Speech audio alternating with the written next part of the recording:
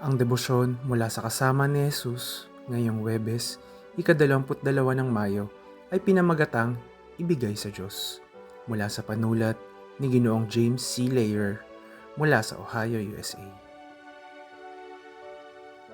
Atin pong basahin ang Mateo, Kabanata 8, talata 23 hanggang 27 bilang batayang teksto. At ang ating pong pagbabatayan para sa refleksyon ay magmumula sa Juan, Kabanata 14, talata 27 na ganito po ang sinasabi. Sinabi ni Jesus, "Kapayapaan ang iniiwan ko sa inyo, ang aking kapayapaan ang ibinibigay ko sa inyo. Hindi ito katulad ng kapayapaang ibinibigay ng mundo. Huwag na kayong mabalisa, huwag na kayong matakot." Nitong nakaraang tag-araw, ay pinalitan namin ang ilang lumang landscaping sa paligid ng aming bahay. Mahusay ang kontratista at lahat ay mukhang maayos.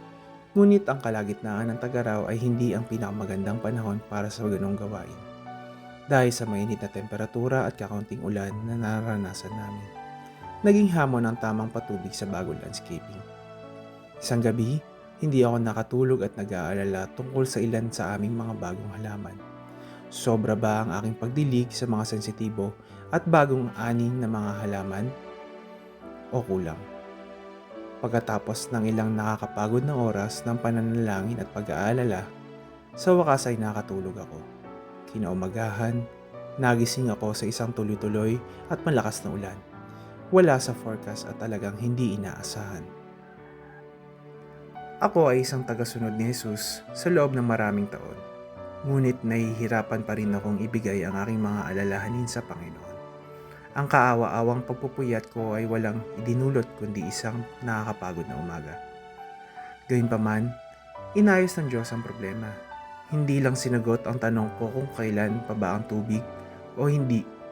Ginawa pa niya ang trabaho para sa akin. Tulad ng mga disipulo sa binasang teksto ngayon, patuloy ako namamangha sa paraan ng pagsagot ng Diyos sa pananalangin. Sinasabi sa atin ng Biblia na huwag na manangan sa ating sariling karunungan.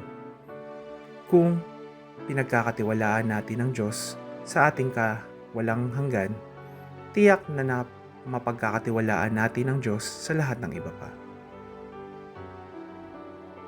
Atin pong isama sa pananalangin ang mga hardinero. Tayo po'y manalangin.